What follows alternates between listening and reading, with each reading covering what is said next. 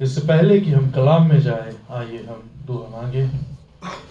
कुदूस मेहरबान जिंदा खुदावन, बड़ी हलीमी के साथ तेरे सामने आते हैं। इस वक्त जब मैं खड़ा होता हूँ और बोलता हूँ, परमेश्वर मैं नहीं तू मेरे जरिए बातचीत करना। परमेश्वर तेरे कलाम की आवाज़ को सुनने के लिए आते हैं, उसको सुने प्रभु जी, और तेरी आवाज़ को पहचान के अपनी जिंदगियों को तेरे आगे रख सके। इस दुआ को खुदावंद यीशु मसीह के नाम में होकर मांगते हैं, आमीन।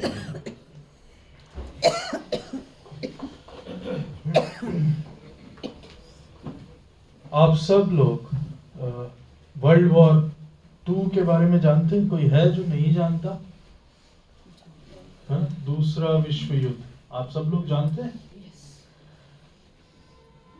दूसरा विश्व युद्ध या वर्ल्ड वॉर 1 सितंबर 1939 से शुरू हुआ था और 2 सितंबर 1945 तक चला था। ठीक है। और इस दौरान एक शख्सियत है जो बहुत ज़्यादा मशहूर हुई और उसको हम अच्छे कारणों से नहीं जानते। वर्ल्ड वॉर 2 से अगर आपको मैं बोलूं किसको आप पहचानते हैं तो क्या नाम आएगा आपके मन में? Adolf Hitler. और वो किस वजह से बदनाम है? डिक्टेटरशिप, ज्यूज के परसिक्यूशन, यहूदी जो लोग थे उनका जेनोसाइड उसने किया था। बहुत मास लेवल पर लोगों को सिर्फ इसलिए मार दिया कि वो यहूदी थे। उसने ये उद्देश्य बोला था कि पूरी दुनिया से मैं यहूदियों को खत्म कर दूंगा। बहुत कम लोग ये जानते हैं एडोल्फ हिटलर क्रिश्चियन था। और एडोल्फ हिटलर आर्मी में जाने से पहले क्या बनना चाहता था? क्या आप में से किसी को पता है? पेंटर। और पेंटर से भी पहले एडोल्फ हिटलर क्या बनना चाहता था? आप में से किसी को पता है? पास्टर। हो सकता है ये क्लेम गलत हो। मैं जो फैक्ट चेक मैंने किया तो मुझे ये पता लगा पेंटर बहुत ही मशहूर है। एडोल्फ हिटलर अपने चर्च की क्वायर में गाता भी था, और जब एडोल्फ हिटलर छोटा था तो एक पासबान ने उसे बचाया भी था, वो डूब रहा था। और एडोल्फ हिटलर के बारे में ये जब बात मुझे पता लगी तो मुझे बड़ा अजीब लगा, और फिर मैंने कहा कि ऐसा व्यक्ति इतना सब कुछ कर सकता है, बहुत ही अजीब सी बात है। जब वर्ल्ड वॉर शुरू होने वाला था उससे पहले हिटलर काफ़ी पावर में आ चुका था, और जब वो पावर में आ चुका था तो उसकी पॉलिसीज जो वो बना रहा था वो लोगों को पता लगती जा रही थी कि हिटलर किस तरीके से कार्य करता है। वर्ल्ड वॉर शुरू होने से पहले कुछ पास्टर्स ऐसे थे जर्मनी में जो इस बात के लिए अपील कर रहे थे कि यहूदियों के साथ जो बर्ताव करने की कोशिश हिटलर कर रहा है वो गलत है और हम उसको अपोज करते हैं। ऐसी आवाजें कुछ पासबान उठा रहे थे, और उन पासबानों को अगर ये आवाज आप उठाते हैं तो आपको देशद्रोही करार कर दिया जाता था और आपको मार भी दिया जाएगा अगर आप यहूदियों के समर्थन में कुछ भी बोलेंगे। इसमें से एक पासबान थे डीट्रिच बॉनहोफर। आप में से किसी ने इनका नाम कभी पहले सुना है? डीट्रिच बॉनहोफर। डीट्रिच बॉनहोफर, गूगल करना अगर ये नाम आपको नहीं पता है तो आप इनके बारे में डॉक्यूमेंट्रीज है, मूवीज है, देखना। डीट्रिच बॉनहोफर जो थे एक पासबान थे लूथरन चर्च के, और उन्हें ये पता लगा कि वर्ल्ड वॉर शुरू होने वाला है। उसके पहले उन्हें मौका मिला कि वो जर्मनी छोड़ के यूएस चले जाएं और एक थियोलॉजिकल सेमिनरी में वो पढ़ा सकें, और इस बात को उन्होंने एक्सेप्ट किया और वो न्यूयॉर्क चले गए। जून में 1939 ईयर जो था जिसमें वर्ल्ड वॉर शुरू हो रहा था, सितंबर में ये शुरू होना था, और जून में इन्हें मौका मिला कि ये जर्मनी छोड़ के अमेरिका चले जाएं। एक ऐसी जगह जहां पर युद्ध होने वाला है, उस एरिया में से निकलकर आप एक ऐसे देश में चले गए जहां कोई प्रॉब्लम नहीं है, तो आप सेफ्टी में हैं। तो इंसान कौन सी जगह चूज करेगा, कहां वो रहना चाहेगा? वहीं रहना चाहोगे ना जहाँ सेफ्टी हो। और आप ऐसे पासबान हो, डीट्रिच बॉनहोफर ऐसे पासबान थे जो आउटराइटली हिटलर को अपोज करते थे। और आप छोटे मोटे पासबान भी नहीं थे, आप फेमस पास्टर थे। आप रेडियो पे लाइव शो के दौरान उसकी पॉलिसीज को का विरोध करते थे। और ऐसे में आपको देश से आप बाहर चले गए हो, आपको पता है कि मैं सेफ जगह पर हूँ, तो आप कौन सी जगह चुनोगे कि मैं सेफ जगह पर रहूं। यूएस से शिफ्ट होने के बाद जून महीने में जब शिफ्ट हो गए, शिफ्ट होने के बाद सेमिनरी में जॉब भी मिल गई न्यूयॉर्क में। वहां रहते रहते 2 हफ्ते के दौरान, केवल 2 हफ्ते ही अमेरिका में रहे। वहां रहने के बाद इन्होंने कहा कि नहीं, मुझे वापस अपने देश जर्मनी जाना है, क्योंकि मेरे देश में खुदा के कलाम की जरूरत है। और अगर मैं अपने देश को परेशानी के आलम में नहीं संभालूंगा, तो जब वापस ये देश बनाने का वक्त आएगा तब मुझे अपने देश में कुछ भी बोलने का हक नहीं है। ये उनकी सोच थी। 2 हफ्ते में जो आखिरी शिप अमेरिका से जर्मनी वापस गया, उसमें वो बैठ के चले गए। ये उनकी जिंदगी की सबसे बड़ी भूल बहुत लोगों ने बोली कि भाई अच्छे खासे यहाँ आ गए हो, काहे कुछ मरने के लिए जा रहे हो।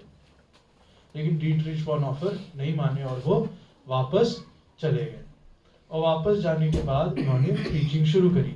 और जर्मनी के चर्चेस का हाल इतना बुरा हो गया था कि आप हैरान हो जाएंगे। जर्मनी के चर्चेस में ये हो गया था कि लोगों के अंदर यहूदियों के खिलाफ इतनी ज्यादा भावना आ गई थी कि जर्मन चर्च के लोगों ने अपील करी चर्च पास्टर से, चर्च की लीडरशिप से, कि बाइबल में से पुराना नियम निकाल के हटा दिया जाए।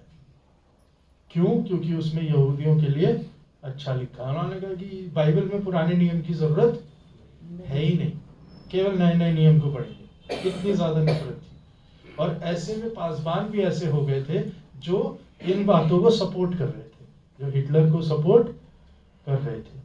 कुछ पासबानों ने यह भी लिखा है कि यीशु मसीह के बाद दुनिया का उद्धार देने के लिए अगर कोई आया है तो वो कौन है? हिटलर। जर्मनी के ऐसे पास्टर्स हो गए थे कि सरकार के समर्थन में वो इतना ज्यादा आ गए थे जर्मनी की, कि उन्होंने कहा कि यीशु मसीह के बाद अगर कोई दुनिया को निजात देने के लिए आया है, खुदा ने किसे भेजा है? हिटलर को। उस स्थिति में एक आदमी है जो डायरेक्टली सच के लिए खड़ा हो रहा है, अपोज कर रहा है, और इसीलिए अपनी जान को जोखिम में डाल रहा है। किस लिए? केवल इसलिए कि खुदा का कलाम क्या बोलता है, मैं सही कलाम इन लोगों के बीच में पहुंचा सकूं। अब ये जो मैंने आपको स्टोरी बताई है डीट्रिच बॉनहोफर, ये आप नाम याद रखिएगा। अब इन्होंने पूरे वर्ल्ड वॉर के टाइम में प्रीचिंग भी करी, बोला भी, और इन्होंने काम भी किया। ठीक है। हिटलर के ऊपर 2 असैसिनेशन अटेम्प्ट्स हुए थे। उन 2 असैसिनेशन अटेम्प्ट्स में इस पास्टर का भी नाम आता है कि डीट्रिच बॉनहोफर ने उनको मारने की कोशिश करी थी। जबकि ऐसा नहीं था, वो उस ऑर्गेनाइजेशन में क्लर्क के तौर पे काम कर रहे थे जिस ऑर्गेनाइजेशन ने हिटलर को मारने की कोशिश करी थी। आप लोग कहोगे भाई साहब आज आप हिटलर हिटलर हिटलर जर्मनी क्यों समझा रहे हो? ये मैं क्यों समझा रहा हूँ, ये आपको आज के कलाम से समझ आएगा कि एक पासबान जो सच के लिए परेशानी के आलम में एक देश के अंदर जो लड़ाई के बीच में है, पूरे देश को समझाने की कोशिश कर रहा है, और वो बातें समझाने की कोशिश कर रहा है जिन बातों को बोलने के लिए उसको जान से मार दिया जाएगा। और ये हुआ भी। हिटलर ने 7,000 लोग एनलिस्ट किए, जिनको उन्होंने कहा कि ये सब देशद्रोही हैं और इन्होंने मेरे को मारने की कोशिश करी। उन 7,000 में से 5,000 लोगों को मार दिया गया था। उन 5,000 लोगों में से एक ये पासबान थे, बॉनहोफर, डीट्रिच बॉनहोफर। और सबसे दुखद बात यह है कि वर्ल्ड वॉर खत्म 1945 में हुआ, और उसके खत्म होने से जस्ट 1 महीना पहले इनको मारा गया। अगर 1 महीना और लेट हो जाते तो शायद वो हमारे बीच में जिंदा होते। ऐसी मौत इनको सहनी पड़ी थी। ये जो मैंने बताया है बॉनहोफर के बारे में, आप सबको क्लियर हो गया? आप सब लोग कंफ्यूज तो नहीं हो रहे, क्योंकि बहुत ज़्यादा हिस्ट्री है, लेकिन मैंने बहुत सिंपल तरीके से इसको बताने की कोशिश करी है। अब हम आते हैं आज के कलाम के ऊपर, जो 2 कलाम के हिस्से मैंने लिए हैं। पहला हिस्सा हमने पढ़ा था योना से, दूसरा हिस्सा हमने पढ़ा था मरकुस से। पिछले हफ्ते हमने क्या पढ़ा था? परमेश्वर की आवाज को पहचानना। परमेश्वर की आवाज को पहचानना, सुनना, खुदा की आवाज को, listening to the voice of God. और आज हम उसी के रिलेटेड एक और कलाम की तरफ जा रहे हैं, जो उसका एक अगला हिस्सा है। पहला था कि परमेश्वर की आवाज को सुनना। आज जो कलाम हम जिसकी तरफ अपना ध्यान लाएंगे वो है अ सेकंड कॉल, दूसरी पुकार। परमेश्वर दूसरी बार आपको पुकारता है। मरकुस की इंजील उसका पहला अध्याय, उसकी 18 और 20 आयत आप पढ़ दीजिए। ये बहुत फेमस है, ये सब लोगों को पता है। मैं तुम्हें, मेरे पीछे आओ, मैं तुम्हें मनुष्य के मछुए। सब लोगों ने ये आयत को सुना है ना? पर हमने 14 आयत से पढ़ा है आज के कलाम को, है ना? तो अब 18 और 20 आयत कोई भी पढ़ दे। वह तुरंत जालों को छोड़कर उसके पीछे हो लिए। हाँ, वह तुरंत जालों को छोड़कर उसके पीछे हो लिए। ठीक है। 20 आयत, उसने तुरंत उन्हें बुलाया। हाँ, और वह अपने पिता जब्दी को मजदूरों के साथ नाव पर छोड़कर उसके पीछे हो लिए। बस 2 चीजें बोली गई हैं, दोनों में एक वर्ड कॉमन आता है। वो क्या है? पीछे हो लिए। तुरंत। 18वीं आयत में क्या है? वे तुरंत। और 20वीं आयत में उसने तुरंत। मतलब क्या होता है? इमीडिएट, है ना? तो जब हम ये वाला पैसेज पढ़ते हैं तो हमें क्या समझ आता है? Immediate decision. कि प्रभु यीशु मसीह ने बुलाया और तुरंत ये लोग, तो इन्होंने एक दफे में खुदा की कॉल का जवाब दिया है या 2 दफा में? कितने लोग कहते हैं 1 दफा में? अरे आप कलाम पढ़ रहे हैं, तुरंत नहीं पढ़ रहे हैं, और फिर आप डाउट कर रहे हैं। जो लोग कहते हैं कि 1 दफा में, सब हाथ उठा लो। कौन कहता है ये 1 दफा में? नहीं, 1 दफा में ये लोग ने नहीं सुना है। सब लोग यहाँ जितने भी हैं सब अग्री कर रहे हैं कि प्रभु यीशु मसीह ने चेलों को बुलाया और 1 दफा में ये लोग पीछे हो लिए, है ना? क्योंकि यहाँ लिखा भी है तुरंत, ठीक है? वे तुरंत जालों को छोड़कर उसके पीछे हो लिए। लेकिन मैंने आज कलाम जो है 14वीं आयत से पढ़वाया है। तो 14वीं आयत में, 14वीं आयत से जब मैंने पढ़वाया तो 15वीं आयत पढ़िए, क्या लिखा है? और कहा हम्म। समय पूरा हुआ है और परमेश्वर का राज्य निकट आ गया है। हाँ, मन फिराओ और हाँ, सुसमाचार पर विश्वास करो। हाँ, बस ये पहला मैसेज है। 15वीं आयत में पहला मैसेज है, और 17वीं आयत में यीशु ने उससे कहा, हाँ, मेरे पीछे आओ, मैं तुमको मनुष्यों का मछुआ मैं बनाऊंगा। तुमको मनुष्य का मछुआ। दोनों चीजें हैं। जब हम पढ़ते हैं और कभी भी आपसे सवाल पूछा जाएगा, और मैं आपसे, जैसे मैंने भी पूछा कि यहाँ तो लिखा तुरंत वो उसके पीछे हो लिए, तो मैंने जब आपसे सवाल पूछा कि क्या वो पहली दफा में मान गए, जैसे ही आप इस पैसेज को पढ़ेंगे आप क्या बोलेंगे? हाँ जी भाई साहब, यहाँ तो लिखा है वो तुरंत उसके पीछे हो लिए। लेकिन जब आप इस पैसेज को पढ़ते हैं तब आपको ये समझ आएगा कि परमेश्वर ने इसके पहले भी एक सरमन दिया। समय निकट है। हाँ, प्रभु यीशु मसीह ने पहले एक सरमन दिया। क्या सरमन दिया है? मन फिराओ और सुसमाचार पर विश्वास। तो उस वाली दफा में इन लोगों ने क्यों नहीं सुना?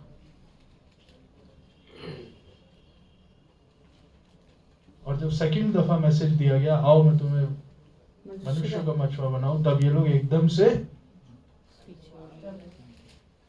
पीछे हो लिए। फर्स्ट कॉल में इन लोगों ने सुना है या नहीं सुना? नहीं सुना।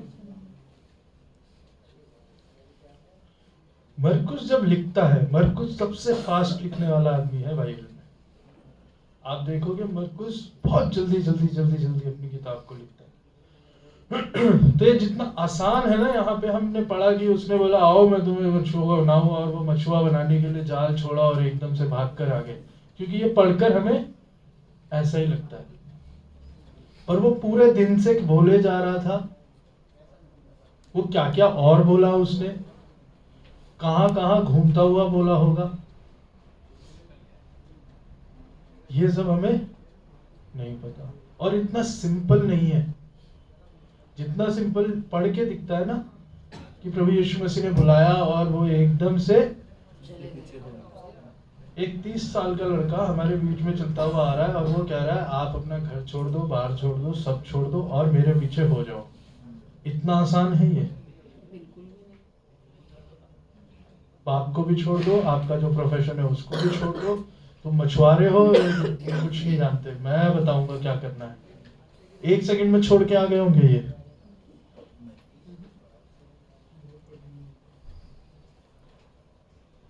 ये लास्ट सेंटेंस होगा उन पूरे आर्ग्यूमेंट्स का जो प्रभु यीशु मसीह ने दिए होंगे, और उसके बाद तुरंत ये उसके पीछे पहली दफा में ये भी नहीं आए। ठीक है, कॉन्ग्रीगेशंस में भी यही होता है। जब पासवान अनाउंस करते हैं कि भाई क्वायर के लिए आइए, पहली दफा में सारी कलीसिया आ जाती है। या पासवान अनाउंस करते हैं किसी भी चीज के लिए कि ये करना है, एक दफा में सब हो जाता है। यीशु मसीह की एक दफा में नहीं सुनी, मेरी क्यों सुनेंगे? हमें भी रिपीट करना पड़ता है, खुदा को भी दूसरी बार बुलाना पड़ता है, क्योंकि एक दफे में हमको समझ नहीं आता। 15वीं आयत पे एक चीज लिखी है, समय पूरा हुआ है। जब हम इसकी ग्रीक पढ़ते हैं, ग्रीक जो वर्ड यहाँ यूज किया गया है वो है काइरोस। ठीक है, 2 वर्ड है, क्रोनोस और काइरोस। क्रोनोलॉजिकली आप देखते, क्रोनोलॉजिकली हम बोलते हैं ना, Monday Tuesday Wednesday Thursday Friday Saturday, Monday Tuesday, ये है क्रोनोस। ये ऐसे ही चलता रहता है। ठीक है, लेकिन आपका बर्थडे वो उन सब में स्पेशल दिन है कि नहीं? साल में 365 दिन है, वो क्रोनोस है। लेकिन जिस दिन आपका जन्मदिन हो जाए वो क्या होता है? खास समय, उसको कहते हैं काइरोस। तो ग्रीक में समय लिखने के 2 शब्द हैं। तो यहाँ पे जो लिखा है ना समय पूरा हुआ, उधर एक वर्ड लिखा है काइरोस। तो नियुक्त समय, स्पेशल समय है। इसके और भी एग्जाम्पल्स हमें मिलते हैं। वो मिलते हैं, अगर आप मेरे साथ निकाल लीजिए, गलातियों की पुस्तक उसका 4था अध्याय उसकी 4थी है, कोई पढ़ दे। गलातियों की पुस्तक गलेशियंस 4 उसका 4थी है। परंतु जब समय पूरा हुआ तो परमेश्वर ने अपने पुत्र को भेजा, हाँ, जो स्त्री से जन्मा। बस, परंतु जब समय पूरा हुआ तभी प्रभु यीशु मसीह दुनिया में, ऐसे ही कोई रैंडम टाइम नहीं था वो, कि कोई भी दिन था वो और उस दिन यीशु मसीह का आना हो गया। वो समय नियुक्त था और चुना हुआ था। इसी के साथ पढ़ दीजिए रोमियो की पुस्तक उसका 5वां अध्याय उसकी 6ठी आयत।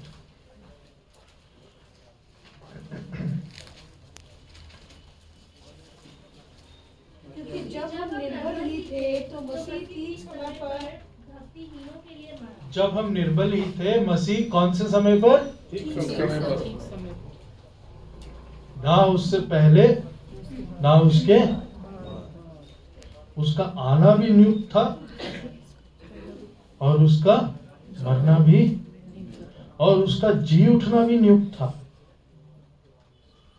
क्या बोला था? तीसरे दिन वो मुर्दों में से ना वो चौथे दिन उठा ना वो दूसरे दिन उठा। तो इसलिए उसके कलाम की प्रीचिंग का समय भी जब समय पूरा हुआ। मरियम ने जब दाखरस, पानी से दाखरस बनाने के लिए बोला, तब मरियम को तो यीशु मसीह ने क्या बोला था? हे स्त्री, मुझे तुझसे क्या काम, मेरा समय अभी नहीं है। मेरा समय अभी नहीं है। नहीं है। समय नियुक्त है, और किस चीज के लिए नियुक्त है? कि परमेश्वर लोगों के बीच में सुसमाचार का प्रचार करे और उन्हें बुलाए। 15वीं आयत में समय आ गया ना कि लोगों को बुलाया जाए। लोगों ने रिस्पॉन्ड किया? नहीं किया। तभी खुदा को दूसरी बार फिर से कॉल करना पड़ा, आओ मैं तुम्हें मनुष्य का मनुष्यों का मछुआ बनाऊं। अब हमारी जिंदगी में ये नियुक्त समय गुजर तो नहीं गया है। अपॉर्चुनिटी को हमने हो तो नहीं दिया है। उस गुनाह को हमने कर तो नहीं दिया है जो हम नहीं करना चाहते थे। उन गलतियों से हम गुजर तो नहीं गए जो परमेश्वर ने मना करी थी।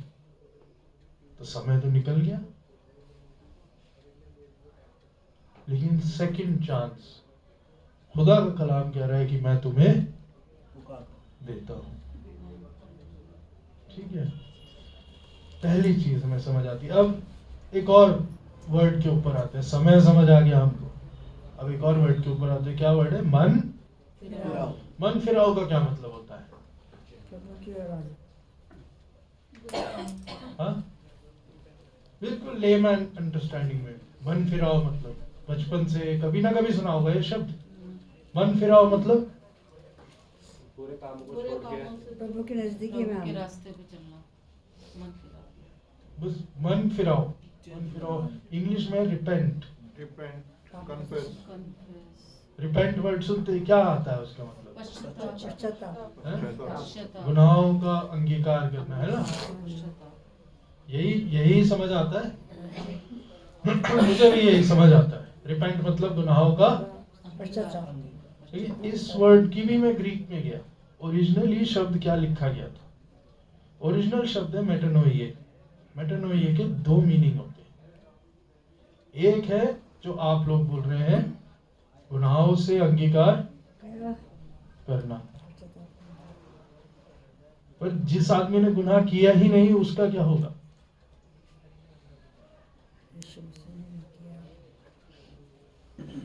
भाई पतरस, याकूब, यूहन्ना, ये सब तो अपने काम कर रहे हैं। इनको बोल रहे अपने गुनाहों से पश्चाताप करो। ये मैसेज कैसे समझ आएगा किसी को?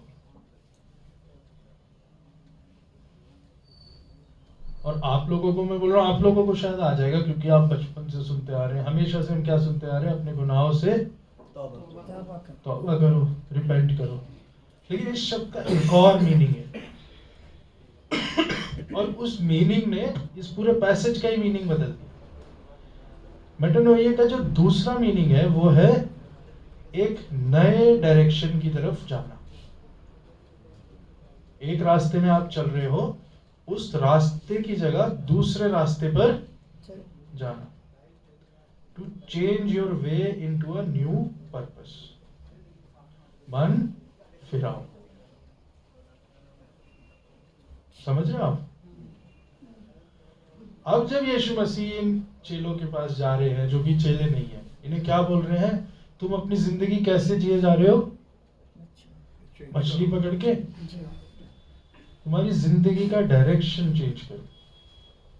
मैं एक नई जिंदगी जीने के लिए तुम्हें बुलाता हूं।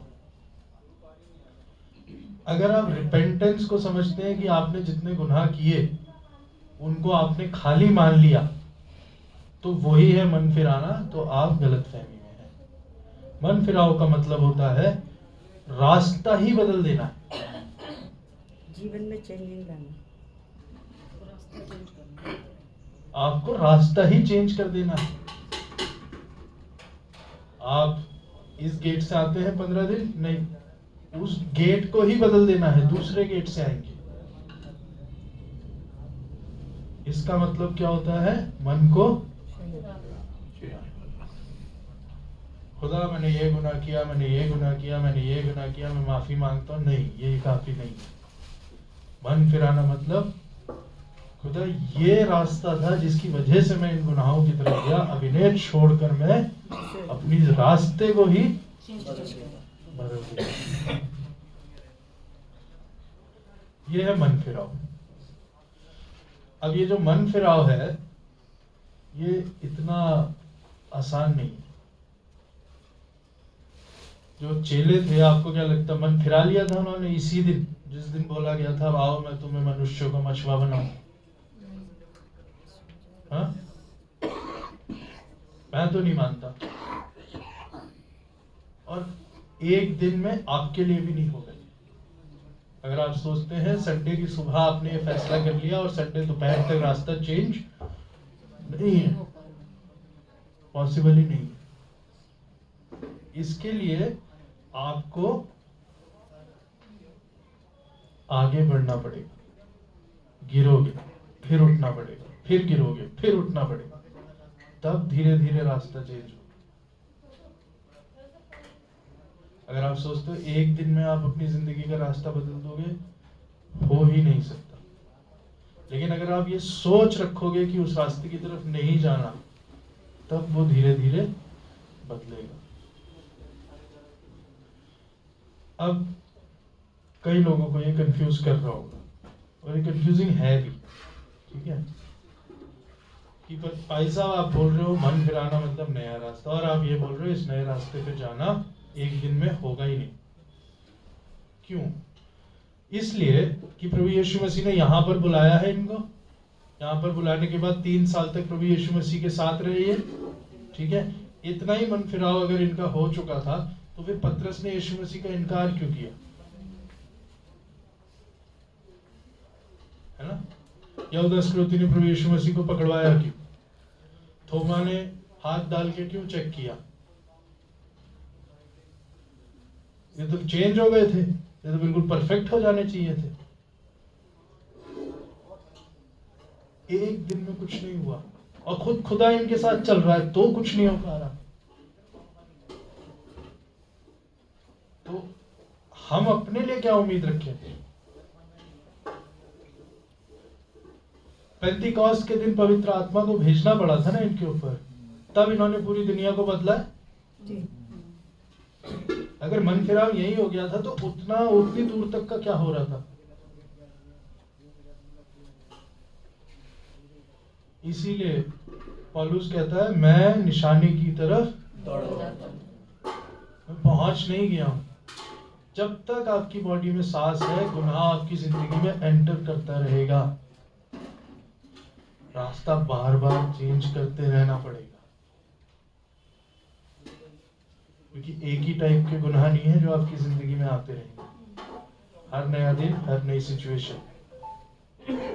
परमेश्वर मैं झूठ नहीं बोलूंगा, ठीक है जी, झूठ नहीं बोलूंगा, लेकिन कल सुबह ऐसी सिचुएशन आ गई कि बोलना पड़ रहा है, तो आप तो फिर वापस चले गए। परमेश्वर मैं किसी गलत काम में नहीं जाऊंगा, लेकिन आपको पैसे खिलाने पड़ रहे हैं अपने काम के लिए। गुनाह तो हर रोज नए हो रहे हैं ना, इसलिए मन फिराव भी कांस्टेंट नहीं है कि एक दिन में हो जाए, उसे पूरी जिंदगी करते रहना पड़ेगा।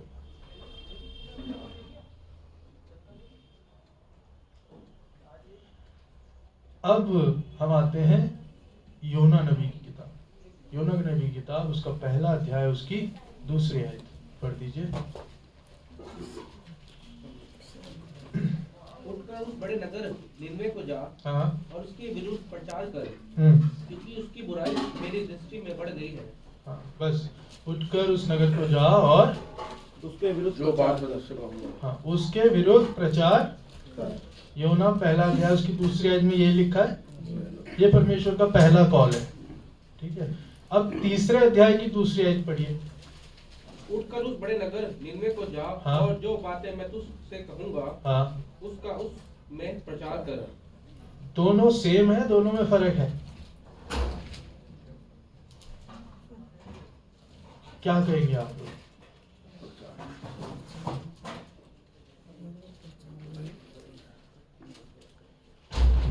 परमेश्वर ने योना को एक आवाज दी है?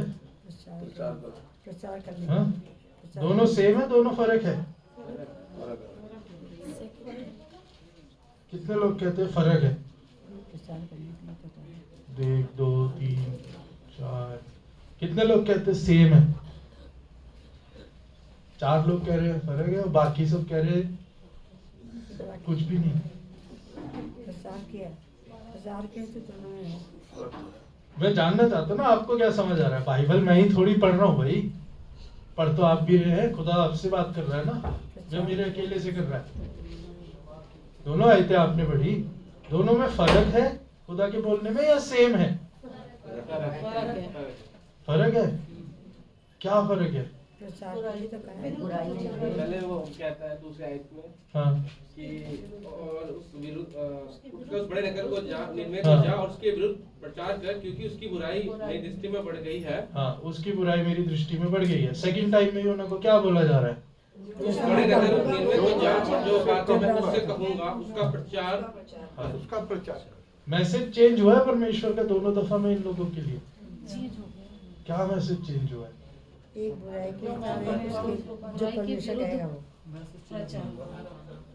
कहाँ चेंज हुआ है? प्रचार तो यही है ना, प्रचार एक ही बात है। पहली दफे में परमेश्वर कह रहे हैं जा उनको बता, उनके विरुद्ध प्रचार कर। क्यों? क्योंकि उनकी बुराई मेरी निगाह में बढ़ गई है। बढ़ गई है। सेकंड टाइम क्या बोल रहा है परमेश्वर? जो मैं तुझे बोलूं वो जाके उन्हें प्रचार कर। पहले उससे योना से कह चुका है।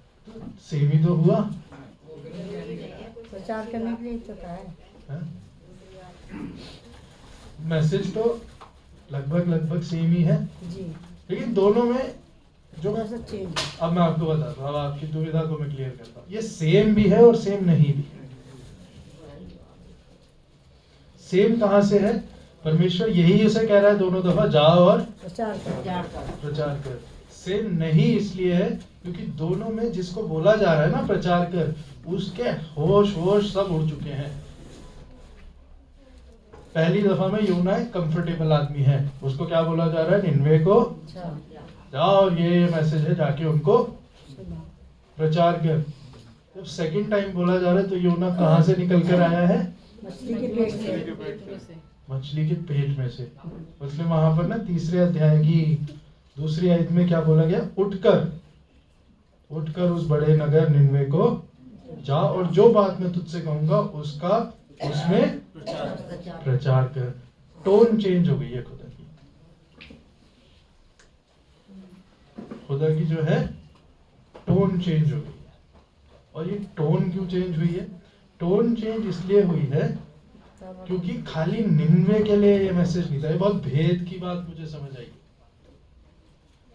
ये जो मैसेज है ये खाली निनवे के लिए नहीं था, ये योना के लिए भी था। योना को पहली दफा में जब बोला गया, क्या बोला गया? वो लोग मेरी नहीं सुनते, इसलिए तू उन्हें जाके ये बात बता। योना भी तो नहीं सुन रहा। योना में और निनवे वालों में क्या फर्क? जब योना पूरे जिंदगी के उतार चढ़ाव में से निकल कर आया है, तब परमेश्वर को कुछ बोलने की जरूरत नहीं पड़ रही। उसको बस इतना बोलना है, जाओ और जो मैं कहूं वो कह दे। क्योंकि योना की लाइफ में भी चेंज आ गया। और योना की लाइफ में चेंज एक दफा में आ गया, उसको भी सेकंड टाइम खुदा को बोलना पड़ा। खुदा सेकंड टाइम योना को भी मौका। योना को यह समझ आ गया है, पहले योना उन लोगों को मैसेज क्यों नहीं पहुंचा रहा है? इसलिए कि वो लोग ना बचे। योना जो है चिढ़ता था निनवे के लोगों से, इसलिए योना अपना मैसेज पहुंचाना ही नहीं चाहता था। लेकिन योना को परमेश्वर ने मछली के पेट में से निकाला तो योना को क्या समझ आया कि मेरे हिस्से में क्या लिखी थी? मौत। लेकिन खुदा ने मुझे क्या दिया? Second chance. तो ये वो खुदा है जो सेकंड चांस देता है। जब मुझे दिया है तो फिर इन्हें भी दे रहा है। तो इन तक भी ये मैसेज पहुंचाना जरूरी है। वो खुदा है जो सेकंड चांस देता है। क्योंकि योना वो प्रीचर है जो खुद उस मैसेज को जी कर रहा है। योना को समझ आया कि जब मुझे सेकंड चांस खुदा ने दिया तो ये लोग भी सेकंड चांस का अधिकार सेकंड चांस के अधिकारी है, क्योंकि ये वो खुदा है जो सेकंड चांस देता है। दोनों चीजों को मैं सेम ही जगह लाके खड़ा कर देता हूँ। चेलों को भी खुदा ने क्या दिया? Second chance. उनको बुलाने गया, एक दफा में नहीं सुना, दूसरी दफा में उन्हें बुलाया है। पतरस ने उसको 3 बार इनकार किया, फिर भी पतरस को एक्सेप्ट कर लिया। इतना ज्ञान देने के बाद भी पेंतिकोस्त पर आत्मा इनके ऊपर उतरी। हर चीज 2-2 बार हो रही है ना इनके साथ। योना ने एक बार गलती करी, फिर भी उसे मौका दिया कि भाई मछली के पेट में से भी तुझे बचाकर लाऊंगा। आपकी जिंदगी में भी पहले चांस निकल चुके हैं। जब मैं आप बोलता हूं उसमें मैं भी आता हूं, लेकिन वो खुदा है जो सेकंड चांस देता है। देता है। आप कहेंगे भाई साहब ये सब ठीक है, आप डीट्रिच बॉनहोफर को क्यों समझा रहे थे फिर शुरू में इतना? उसको मौका देता है। डीट्रिच बॉनहोफर वापस चला गया था, अमेरिका चला गया था। एक दफा खुदा की बुलाहट थी उसकी जिंदगी में, जा और मेरे लोगों के बीच में प्रचार कर। गलती हुई उससे, लेकिन वो छोड़कर वो वापस लाइफ में सेकंड दफा उसने खुदा की बात को नहीं माना। सेकंड दफा में समझा। डीट्रिच बॉनहोफर की किताब है, अगर आप में से कोई पढ़ना चाहे कभी, कॉस्ट ऑफ डिसाइपलशिप। वो जेल में रहते हुए उन्होंने लिखी थी। किताब का नाम है कॉस्ट ऑफ डिसाइपलशिप। उसमें एक बड़ी खूबसूरत बात वो लिखते हैं, और वो पूरी हिस्ट्री में किसी ने सोची नहीं, किसी ने लिखी नहीं, और डीट्रिच बॉनहोफर को जब भी याद किया जाता है उस बात से याद किया जाता है। वो कहते हैं कि आपको जो अनुग्रह मिला है, the grace that you have is not cheap. जो अनुग्रह तुमको मिला है वो सस्ता नहीं है। It is not cheap grace. इसको अगर आपको हासिल करना है परमेश्वर के अनुग्रह को, तो उसके लिए आपको बलिदान देना पड़ेगा। जैसे मैं दे रहा हूं, मैं आराम की जिंदगी छोड़कर यहाँ इस देश में आकर प्रचार कर रहा हूं। और जो डॉक्टर वहां खड़ा था जब डीट्रिच बॉनहोफर को फांसी दी गई थी, तो वहां पे वो बोलते हैं कि बाकी सब रो रहे थे, बाकी सब दुख में थे, डीट्रिच बॉनहोफर इकलौते थे जो जब उन्होंने उनको अपने कपड़े उतारने थे फांसी पे चढ़ने से पहले, तो उसके पहले उन्होंने दुआ करी। फांसी के फंदे की जो सीढ़ियां थी उस पर वो घुटने पे बैठे, उधर दुआ करी, और दुआ करके अपने हाथों को खोला और फांसी को एक्सेप्ट कर लिया। उन्होंने बोला कि जो मेरे पास था इससे भी कहीं बेहतर खुदा मुझे, तो अपने मैसेज को वो जीते हुए यही बोलते हुए मेरे, ये जो अनुग्रह मुझे मिला है ये सस्ता नहीं है। तो ये सेकंड चांस के ऊपर जब मैं सोच रहा था, तब मुझे उस पास्टर की याद आई, डीट्रिच बॉनहोफर, जिसने सब छोड़कर वापस अपने देश जाना चाहा, क्योंकि खुदा की बुलाहट उसके लिए यही थी। आपकी जिंदगी उससे बहुत ज्यादा आराम में है। उसे जिंदगी और मौत का सवाल उठाना पड़ा था खुदा के लिए। आपके आगे सिर्फ ये है कि अपनी जिंदगी को चेंज करना है खुदा के लिए। जब जिंदगी और मौत की बात आएगी तो क्या कदम आप उठाएंगे, ये खुदा का सवाल आपके लिए। क्या खुदा को फिर से आपको दूसरी बार बुलाना पड़ेगा? एक आयत पढ़ के मैं खत्म करूंगा। मत्ती की इंजील उसका 24 अध्याय उसकी 13 आयत। मत्ती की इंजील उसका 24 अध्याय उसकी 13 आयत।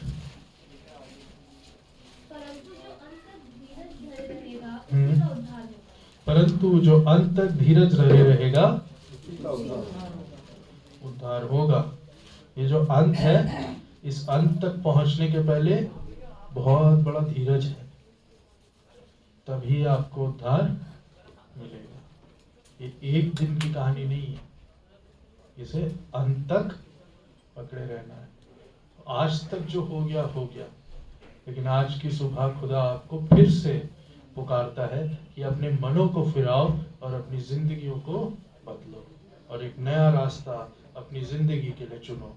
और वो कोई और नहीं सिवाय खुदावंद यीशु मसीह और उसकी सलीब के खुदा आप सबको वदायत से बरकत बख्शे। आइए हम दुआ मांगें। खुदूस मेहरबान जिंदा खुदा, बड़ी हलीमी के साथ तेरे सामने आते हैं, तेरे उस दास को याद करते हैं परमेश्वर, जो तेरे लिए उतनी परेशानी और दुख को उठाते हुए मर गया, पर उसने इस बात को समझा जो तेरा अनुग्रह है वो सस्ता नहीं, वो बहुत महंगा है। और उस अनुग्रह के लिए परमेश्वर वो बलिदान देने की जरूरत है जो तू हमसे चाहता है। वो बलिदान परमेश्वर हमारी जिंदगी के रूप में है, हमारे पापों से मुड़ने के रूप में है। प्रभु जी, उन बातों से निकलना आसान नहीं, एक जिंदगी भर की प्रोसेस, पर हमें ये ताकत बख्श कि हम उस रास्ते को चुन सकें और अपने मनों को फिरा सकें। हम फिर गुनाह में गिरते हैं, फिर उठने की ताकत दे प्रभु जी, उस गुनाह को छोड़ के रास्ता बदलने की ताकत, बार बार गिरने से हमें बचा परमेश्वर। और प्रभु जी, जैसे हम तेरे कलाम को सुनते हैं, आज हम इस बात को भी पहचानते हैं कि तू एक सेकंड चांस देता है। वो सेकंड चांस हमेशा हमारे पास नहीं रहेगा, पर आज हमारी जिंदगी में आया है। जब तक ये जिंदगी है, उस धीरज को धरते हुए उस दूसरे मौके को पकड़ने की हमें हिकमत दे, क्योंकि आदम और हव्वा के समय हम पाप में घिरे और वो दूसरा मौका तूने खुदावंद यीशु मसीह के जरिए अपने बेटे की मौत में हमें दिया।